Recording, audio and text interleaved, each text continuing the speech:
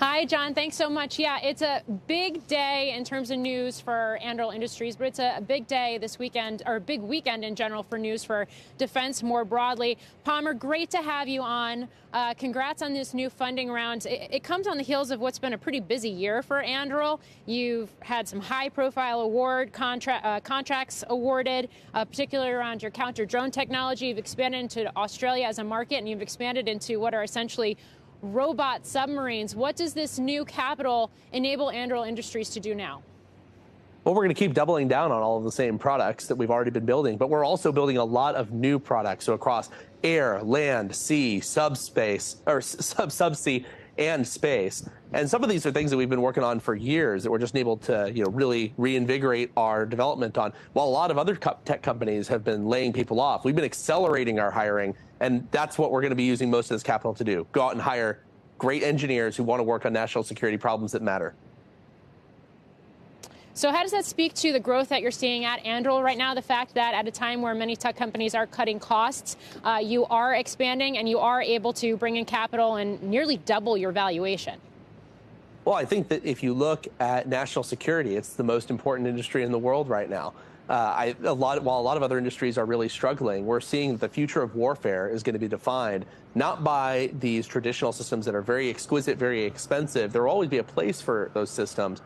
But you're seeing the future of warfare, whether it's in Ukraine or other developing conflicts around the world, being defined by small, attritable systems, small, autonomous systems, systems that are using artificial intelligence to enable capabilities that never would have been possible otherwise. And that's what Anduril has recognized. That's what our customers have recognized.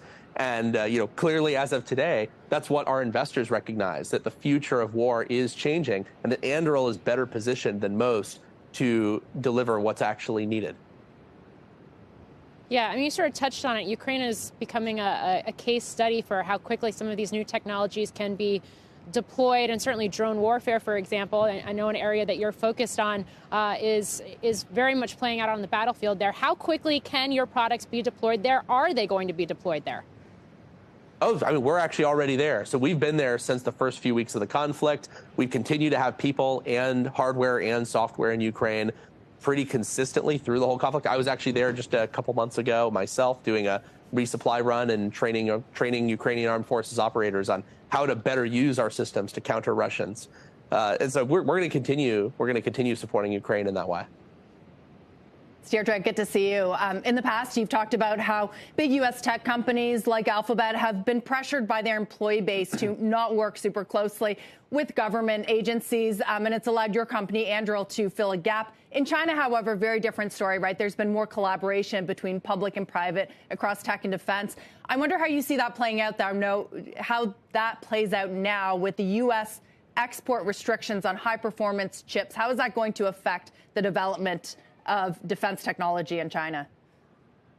Well, I'm hoping that it has a negative impact on the development of defense technology in China. I mean, one of the interesting things that you have going on in the tech industry is that the technology executives recognize that they're dependent on China for manufacturing, for market, and sometimes even for capital. And so that's been driving a lot of the push to keep China happy, to not do anything that would upset them, which often includes working with the U.S. military. There's never been a point in U.S. history where the largest tech companies in our country have largely refused to do work with the DoD. This is a unique modern problem. And you can imagine how World War II or the Cold War would have turned out if we had had similar dynamics. That said, I think what you talked about before, kind of with the workers being anti-military or anti-defense, I think that's actually been changing, if only because of Russia's war on Ukraine. There's an old saying, you can't reason someone out of a position they didn't reason themselves into. Well, the war in Ukraine has given a lot of tech workers an emotional reason to all of a sudden understand the importance of deterrence, the importance of the United States and our allies having better weapons than Russia and China. And that's a really good thing that's come out of this very bad war.